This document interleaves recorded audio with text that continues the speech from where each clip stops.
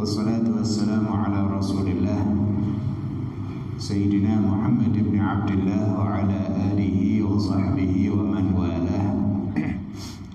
Subhanaka la ilma lana illa ma 'allamtana innaka antal alimul hakim. Rabbi israh li sadri wa yassir li amri wahlul 'uqdatam min lisani yafqahu qawli.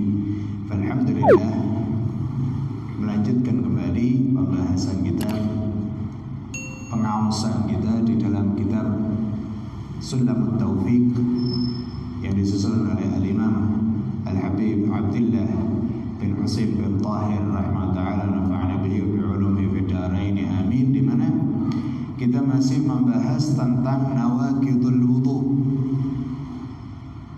hal-hal ataupun perkara-perkara yang membatalkan wudu. Dan kita telah ketahui bahwasanya ada empat perkara, ada empat hal yang menjadikan batalnya wudu seseorang. Dan kita sudah bahas dua. Yang pertama yaitu adalah ma kharaja minas sabilaini ghairal mani, segala sesuatu yang keluar dari dua jalur, dari salah satu dua jalur atau dua jalan, baik itu jalan depan atau kubul ataupun jalan belakang yaitu ad-dubur. Kalau kubul makhrajil baul, jalannya keluarnya akan air kencing. Sedangkan ad-dubur atau jalan belakang yang dimaksud adalah makhrajil ghaid, kalau tempat keluarnya atau jalur jalan keluarnya daripada kotoran akan besar, atau ketika orang buang air besar. Ketika ada sesuatu apapun itu juga yang keluar daripada kubul ataupun duburnya, maka membatalkan wudu. Sedangkan kalau sesuatu itu keluar dari selain kubul ataupun dubur, maka tidak membatalkan wudu. Namun ada kalanya yang keluar itu najis, ada kalanya tidak najis. Seperti yang kita contohkan, orang muntah, maka tidak batal wudunya. Tapi hukum muntahan itu hukumnya najis. Orang mimisan, maka tidak batal wudunya. Tidak batal wudunya ketika orang itu mimisan. Tapi darah yang keluar dari hidung itu karena sebab mimisan hukumnya najis. Atau orang nangis, saya ada yang mengatakan bahwasanya orang menangis itu batal wudunya. Bagaimana? Enggak. Orang nangis tidak batal akan wudunya. Lalu hukumnya akan air mata itu bagaimana? Hukumnya suci, tidak masalah. Intinya segala sesuatu yang keluar dari kubul atau dubur, apapun itu, normal tidak normal, umum tidak umum, itu membatalkan wudu. Tapi kalau dari selain kubul ataupun dubur itu tidak membatalkan akan wudu. Kemudian yang kedua adalah wa massu qubulil adami aw halaqati duburihi, menyentuh kubul, kemaluan depan daripada al-adami, manusia, aw halaqati duburihi, atau menyentuh daripada lubang duburnya, bi batnil kaffi, yang mana ia menyentuhnya tadi itu dengan menggunakan telapak tangan, bila hailin, dan dia menyentuhnya tanpa adanya penghalang, alias dia menyentuh secara langsung daripada kubul ataupun lubang dubur tadi akan seseorang manusia, baik itu miliknya sendiri, kubulnya sendiri, atau lubang duburnya sendiri, ataupun kubul atau lubang dubur orang lain, baik yang sesama jenis ataupun berbeda jenis. Sesama jenis, sesama laki, misal katakan sama-sama perempuan, sama-sama laki, ataupun beda jenis kelamin antara laki-laki dan perempuan misal.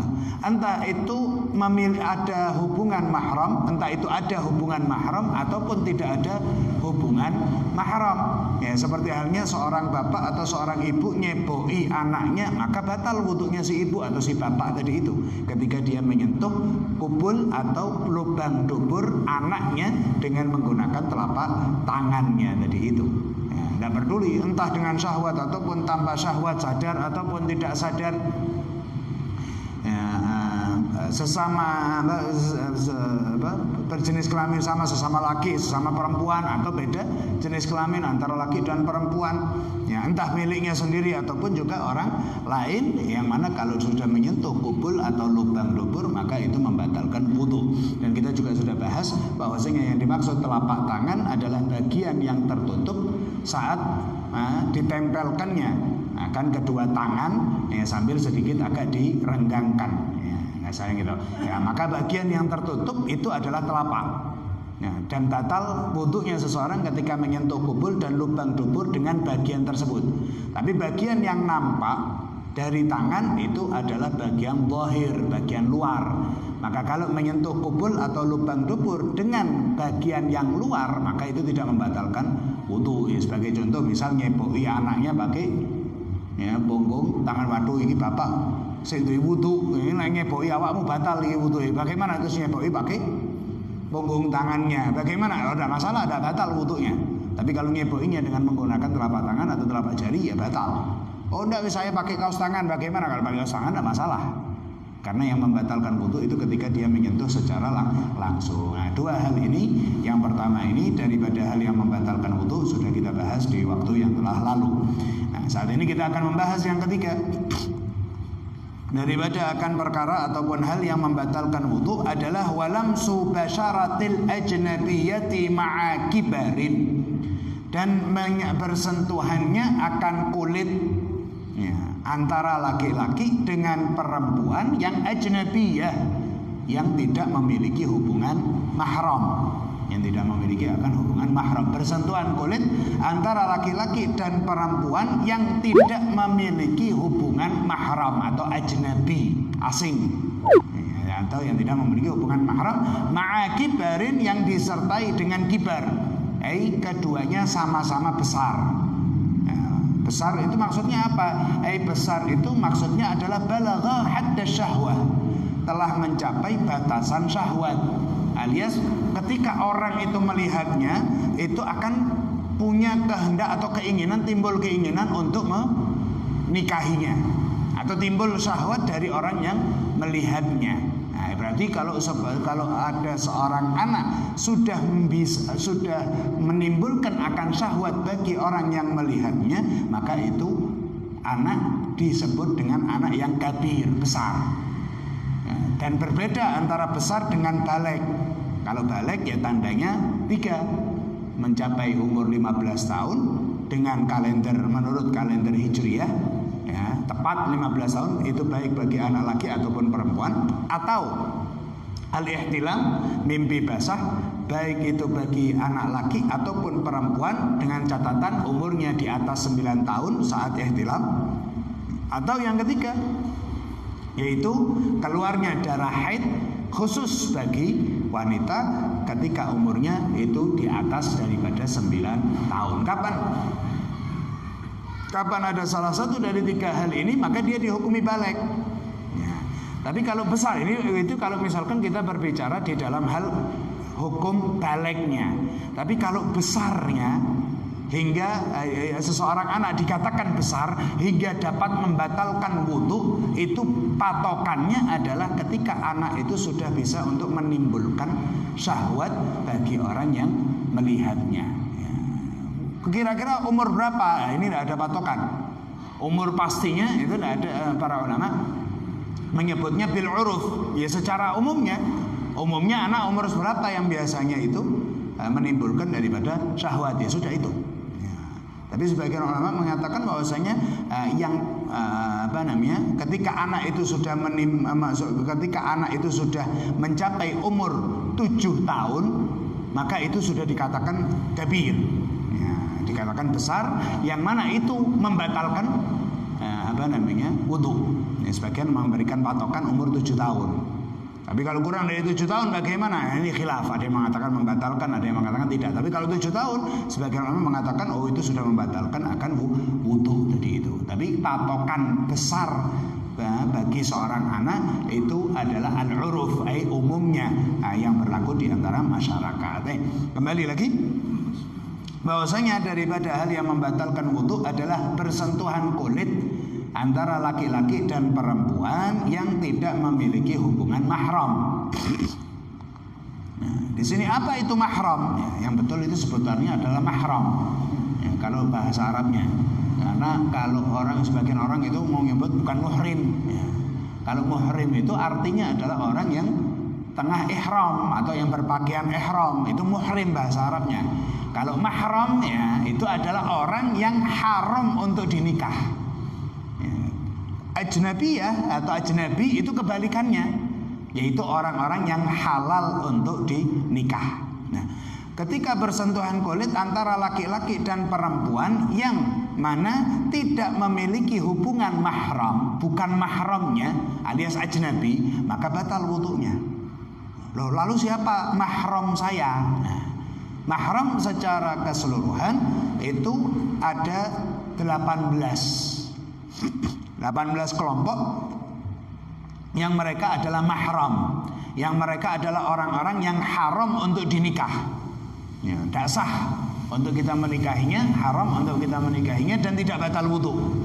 Nah, 7 dari segi nasab, 7 dari segi radha'ah persusuan, ya, dan 4 dari segi al-musaharah dari segi pernikahan.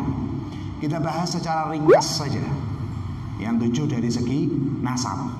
7 dari segi nasab, yang pertama itu adalah ya, al-binit. Kalau kita laki-laki ya, kalau kita laki-laki adalah yang pertama al-binit, anak perempuan. Ya, putri kita wa in safalat dan terus ke bawah. Alias anak kita, terus anak dari anak kita, alias cucu. Ya, kemudian cicit dan terus ke bawah. Itu adalah mahram kita. Haram untuk seseorang bapak nikahi anak kandungnya sendiri. Haram untuk seorang kakek nikahi akan cucunya sendiri. Kenapa? Mahramnya. Karena itu haram dinikah. Nah, kalau misalkan perempuan ya berarti yang nomor 1 anak lakinya dan terus anak laki, cucu laki, cicit laki dan terus ke bawah. Kalau kita laki-laki berarti yang pertama mahramnya adalah anak perempuan, anak kandung perempuan, terus cucu perempuan, cicit perempuan dan terus ke bawah. Itu mahram yang pertama. Kemudian yang kedua adalah al-um wa in alat, ibu, ya, ibu kandung dan terus ke atas. Ya, alias terus ke atas siapa? Ya nenek, ibunya ibu, ibunya bapak, ya nenek atau mbah dan seterusnya itu adalah mahram kita, haram untuk dinikah, tidak batal wudu. Kemudian yang kalau misalkan perempuan itu kalau laki-laki berarti ibu dan nenek terus ke atas. Kalau perempuan berarti nomor 2-nya adalah bapak kandung dan terus ke atas kakek, yang kakeknya apa, bapaknya kakek mbah dan seterusnya, itu adalah mahram. Kemudian yang ketiga adalah al-ukhud, al-akh awil ukhud, saudara kandung. Ya, saudara kandung yang dimaksud di sini adalah saudara kandung atau maksud saudara sebapak ataupun saudara seibu. Yang dimaksud saudara yang nomor 3 itu adalah kakak atau adik. Kakak kita atau adik kita, nah, itu mahram. Misal kita sebagai seorang laki-laki kita punya kakak perempuan mbak, maka mbak kita tadi itu mahram, tidak batal wudu dan haram untuk dinikah. Ya, haram untuk seseorang adik nikahi kakaknya sendiri. Begitu juga kalau punya adik perempuan, ya itu maka mahram kita, tidak batal wudu, haram untuk dinikah. Ya, bukan saudara yang lain ya. Jadi yang dimaksud saudara di sini yang mahram itu adalah kakak ataupun adik. Ayo, kita sudah dapat 3. Kemudian yang keempat dan yang kelima itu adalah bintul akh wa bintul ukhud, anaknya kakak laki atau adik laki atau anaknya kakak perempuan atau adik perempuan. Segampangannya gini, keponakan itu yang kelima dan yang keenam, yang keempat dan yang kelima daripada akan mahram. Kalau bahasa Arabnya bintul akh, anaknya saudara laki-laki, sama bintul ukhud, anaknya saudara perempuan. Jadi gampang ponaan. Ponaan itu siapa? Keponakan itu anaknya kakak, anaknya adik. Kita punya kakak, kita punya adik, kakak kita, adik kita punya anak. Ya, maka anaknya kakak, anaknya adik itu keponakan kita. Dan keponakan itu adalah mahram. Jatuhnya kita itu adalah pakliknya, pakdenya, buliknya, budinya. Ya, berarti itu ponakan itu tidak batal wudu dan terus ke bawah. Anaknya keponakan misal dan terus ke bawah itu tidak membatalkan wudu. Jadi keponakan baik itu anak saudara laki-laki ataupun anak dari saudara perempuan itu adalah mahram kita dan terus ke bawah. Itu kelima, keempat dan yang kelima. Adapun yang keenam dan ketujuh adalah al-amah ya wal khalah. Al-amah wal khalah. Al-amah itu saudaranya bapak, kakak atau adiknya bapak. Dan khalah itu khal atau khalah itu adalah saudaranya ibu, kakak atau adiknya ibu. Dengan kata lain, pak le kita, pak de kita, bule kita, bude kita. Langsung pak le, pak de, bule, bude. Loh, siapa itu pak le, pak de, bule, bude? Saudaranya bapak sama saudaranya ibu. Saudaranya bapak, kakak atau adiknya ibu, kakak atau adiknya bapak, atau kakak atau adiknya ibu. Itu mahram kita. Kita punya bule, ya, misal kita laki-laki punya bule, jadi bapak kita punya adik perempuan. Maka adik perempuannya si bapak tadi itu mahram kita. Karena dia bule kita, ya bule atau bude kita, ya, dan kita keponakannya. Kita keponakannya, maka tidak batal wudu, mahram. Begitu juga dengan saudaranya ibu atau saudara bapak yang lain, jadi itu kakak atau adiknya ibu. Ya gampangannya kalau misalkan secara ringkas, yang pertama anak ke bawah, kemudian orang tua, yang kedua orang tua ke atas, yang ketiga adalah kakak atau adik samping, kemudian yang keempat adalah keponakan, baik itu dari saudara laki-laki ataupun saudara perempuan, anaknya saudara laki, anaknya saudara perempuan, kakak atau adik. Dan yang kelima, yang terakhir kalau secara bahasa Indonesia ya, yang kelima adalah pak le, pak de, bule ataupun bude paman atau bibi, saudaranya bapak, saudaranya akan ibu. Ini adalah yang disebut mahram dari segi nasab. Di sini kita perlu bedakan antara keponakan dengan misanan atau sepupu. Karena banyak orang yang salah kaprah di antara ponakan sama sepupu atau misanan. Kalau keponakan itu adalah anaknya kakak, anaknya adik.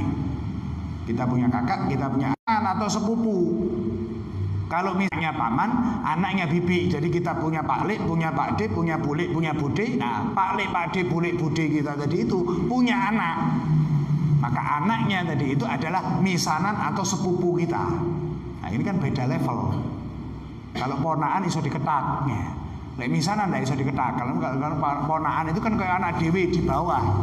Tapi lek misanan sih salevel ya. Contoh, katakan seorang bapak namanya Ali, punya saudara, punya kakak ya atau punya adik lah, namanya Bakar katakan. Ali sama Bakar ini saudara, kakak adik. Ali punya anak namanya Hasan katakan. Ali punya anak namanya Hasan. Si Bakar ini punya anak, misal katakan namanya Fatimah. Nah, Hasan sama Fatimah itu adalah saudara sepupu atau saudara misanan. Mahram bukan. Batal wudu iya. Boleh dinikah boleh. Ini kita bicara hukum syariatnya, bahwasanya sepupu atau misanan boleh dinikah, sah untuk dinikah, halal untuk dinikah. Tapi orang Jawa, kita adatnya orang Jawa, budaya orang Jawa, tidak mau untuk nikah dengan misanan atau sepupu sendiri. Tidak ada masalah, gak gelap ya gak apa-apa, akeh sing liyane sih aneh gitu. Tapi intinya jangan, tapi sebagian itu malah kebablas. Gak apa-apa ini dulurku dewe, padahal itu misanan atau sepupu. Akhirnya apa? Akhirnya melaku berduaan atau malah goncengan nih, atau ya, duduk berduaan ya. Kadang ya salaman, apa dulurku dewi ya, padahal itu bukan mahram, padahal itu ajnabiyah, haram ya, haram untuk bersentuhan, haram untuk berduaan, halal untuk dinikah, batal wudu. Itu bedanya ponakan sama sepupu atau misanan. Nah kadang ada orang yang salah kaprah, ponakan diarani misanan, misanan diarani ponakan. Sopo iki ponakanku, padahal jatuhnya itu sepupu atau misanan. Nah, itu dua kesalahan. Satu, campur aduk antara ponakan ambil misanan penyebutan, dan yang kedua salah di dalam persepsi saudara. Ketika misanan atau sepupu disebut saudara, dulurku dewi, kisian familiku dewi, terus mari ngono ya, kasaran yang sakarepe dewi, berduaan dan lain sebagainya. Ini kedua-dua kesalahan yang banyak terjadi di antara masyarakat berkaitan dengan sepupu atau misanan tadi itu. Bukan kau lah ini kami sepupu dewi loh, siapa yang bilang nggak boleh? Kalau secara syariat boleh, tapi kalau memang secara adat Jawa memang nggak mau untuk menikah dengan saudara sepupu atau misanan sendiri. Nah, jadi masalah, tapi jangan sampai untuk kebablasan tadi itu hingga disamakan antara saudara kandung bapak, saudara kandung kakak atau adik dengan saudara misan atau sepupu tadi itu beda. Nah, ini yang patut untuk diperhatikan tadi itu. Baik, ini dari segi nasab. Kemudian dari segi rotoah, dari segi persusuan ini sama dari segi nasab. Dan insya Allah nanti di bab rotoah, di bab persusuan kita akan bahas secara rinci itu. Kemudian beralih kepada sisanya 4 dari segi al-musaharah.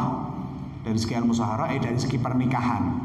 Karena sebab pernikahan. Kalau tadi karena sebab adanya nasab, hubungan nasab. Ya, kalau yang kedua karena sebab adanya persusuan alias ada wanita yang menyusui daripada seorang anak, nah, nanti itu ada hukumnya tersendiri. Kemudian yang 4 lainnya ini mahram karena sebab pernikahan, karena sebab adanya pernikahan.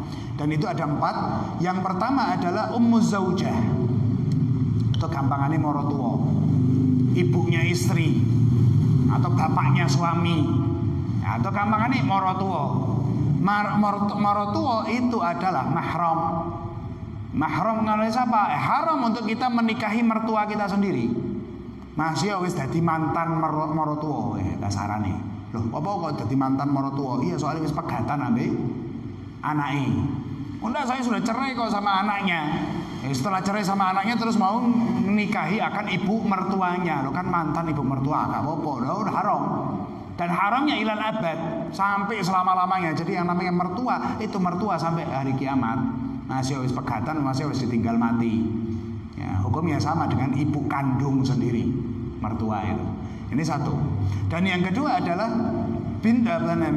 zaujatul ibn, istrinya anak atau suaminya anak, atau dengan kata lain mantu. Mantu sampai kapanpun ya mantu, masih wis jadi mantu. Apa ya tadi itu wis pegatan, masih wis pegatan tetap itu mahram, haram dinikah sampai kapanpun. Jadi morotuo ini antara morotuo sama menantu itu kayak hubungan antara orang tua sama anak. Tidak boleh untuk menikahi akan satu sama lainnya. Dan itu ilal abad, sampai selama-lamanya, ila yaumil qiyamah, sampai akan hari kiamat. Kemudian yang ketiga adalah zaujatul ab, istrinya bapak. Kalau istrinya bapak maksudnya kan ibu saya, enggak, maksudnya adalah istrinya bapak yang bukan ibu kita. Gampangannya bojo keloro lah, ya, atau ibu tiri. Nah, ibu tiri daripada akan ibu tiri dari seseorang akan itu adalah mahram. Ya, misal katakan ada pasangan, katakan tadi itu Hasan sama Fatimah punya anak namanya Husain. Hasan sama Fatimah punya anak namanya Husain. Terus si Hasan nikah lagi, misal dengan Romlah. Nah, Romlah ini kan bukan ibu kandungnya sih Husain, tapi kan itu adalah istri daripada bapaknya Husain. Bagaimana? Mahram. Oh, gak wis engko lewis bapak wis gak ono, mangko si Romlah iku bojone bapak tak rabine. Bagaimana? Ya haram, enggak boleh. Karena itu ibu kita.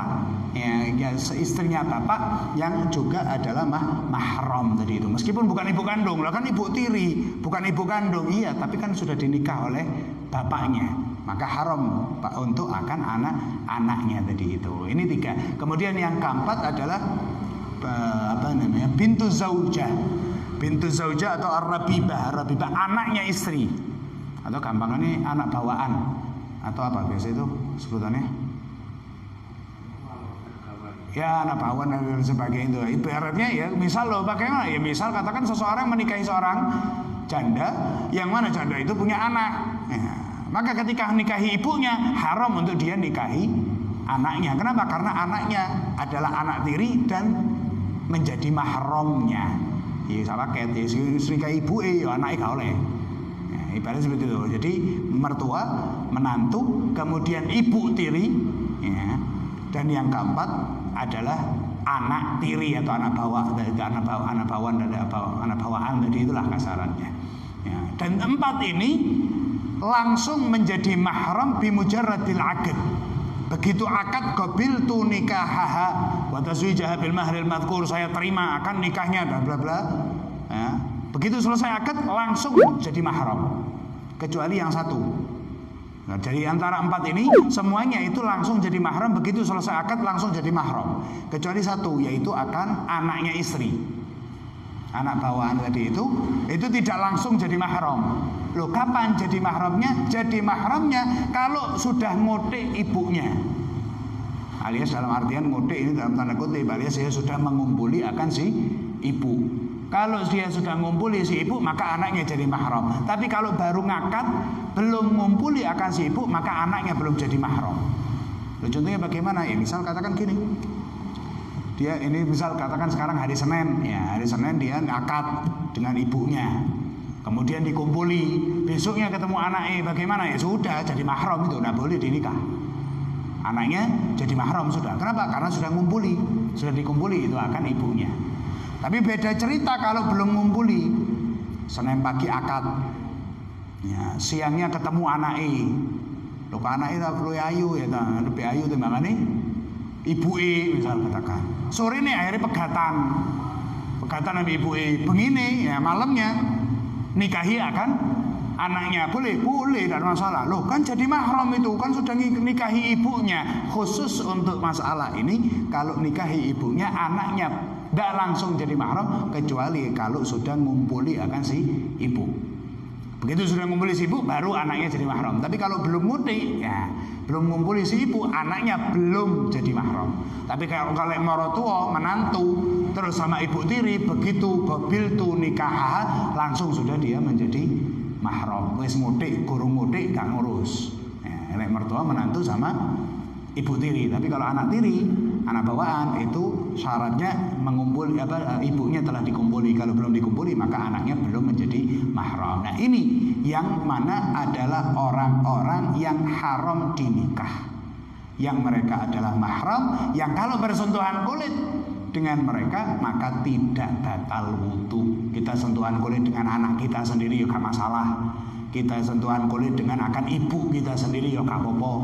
Ya, kita sentuhan senggolan nanti kakak atau adik kita sendiri ya gak masalah. Ya, senggolan salaman nanti ponakan, nanti paman, paklik, pakde, bule, bude tadi bagaimana? Tidak apa-apa. Karena apa? Mahram, tidak batal wudu. Begitu juga dengan mertua, menantu, ibu tiri dan juga anak tiri tadi itu. Tapi selain mereka batal wudu meskipun masih ada hubungan famili. Contoh, jadi itu sepupu atau misanan famili, tapi itu bukan mahram, batal wudu. Boleh dinikah. Kemudian iper siapa? Ya saudaranya suami atau saudaranya istri. Ya, kakak adiknya suami atau kakak adiknya istri. Apa itu iper? Iper bukan mahram, batal wudu. Tidak boleh untuk kasarnya kayak salaman dan lain sebagainya, haram. Ya, dan lain-lainnya. Ya, di antara keluarga ataupun famili selain tadi yang kita sebutkan daripada akan mahram itu adalah ajnabi. Ketika bersentuhan kulit maka batal wudunya. Nah, ini yang tentu kita ingat. Nah, ini masalah bersentuhan kulit masih belum masih ada penjelasan lain. Nanti masalah bagaimana kalau tidak sengaja ya, kesenggol bagaimana itu hukumnya. Terus kalau misalkan nyentuh mayit bagaimana? Ya, ada seorang suami misal katakan istrinya meninggal atau sebaliknya lah, kemudian itu pasangannya nyium untuk penghormatan terakhir mencium keningnya katakan daripada akan si mayit, bagaimana batal wudunya apa enggak? Padahal ini mayit sudah dimandikan, sudah diwudui, sudah dikafani, karek disolati, tapi dadak diutik ambil bojone mbok sing lanang mbok sing wedok. Nah, batal apa enggak ini? Padahal kan berbeda jenis kelamin. Nah, lalu kalau sebagaimana antara suami sama istri?